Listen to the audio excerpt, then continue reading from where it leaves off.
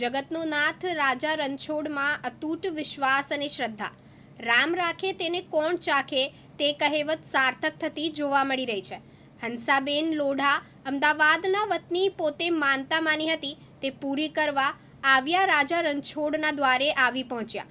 અમદાવાદથી તેઓ પગપાળા પોતાના પતિ અને બાળકને લઈને ગુરુવારના રોજ નીકળ્યા હતા અને આજે બપોરે આવી પહોંચ્યા ડાકોર ધામ. હંસાબેનનું કહેવું છે કે મારા પતિને કેન્સર હતું અને ડૉક્ટરોએ પણ કહી દીધું હતું કે બચશે નહીં, પરંતુ રાજા રણછોડરાયજીમાં અતૂટ વિશ્વાસ ધરાવતા આ હંસાબેને પોતાના પતિ માટે માનતા માની હતી અને તે પૂરી થતાં આજે ડાકોરના ઠાકોરને મળવા પગપાળા દર્શને આવી પહોંચ્યા હતા. મારું નામ હંસાબેન રાજેશભાઈ લોધા. ક્યાંથી આવો? હું અમદાવાદથી આવું છું.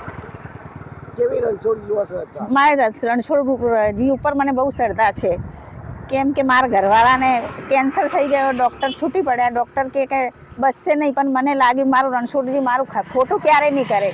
મારું એના ઉપર એટલું મને વિશ્વાસ છે તો હું હેડીને આવી. ને પહેલાં મારો છોકરો છે ને 19 વર્ષે મને રણછોડજીએ આપ્યું, એટલે મને બહુ શ્રદ્ધા છે.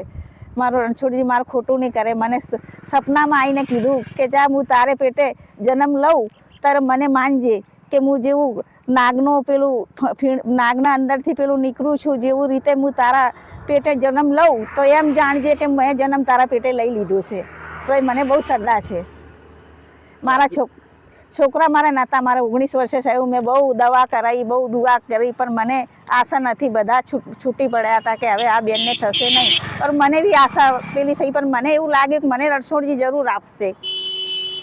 કેટલા દિવસથી અમદાવાદથી નીકળ્યા છો તમે? અમે ગુરુવારના નીકળ્યા છે. 4 દિવસમાં આવી ગયા. ચોથા દિવસે તો ગુરુવારે અમે બપોરે નીકળ્યા 12 વાગ્યાના ટાઈમે. આજે અમે અહીંયા પહોંચી ગયા. નિખિલ ભટ્ટ, દિવ્યાંગ ન્યૂઝ, ખેડા.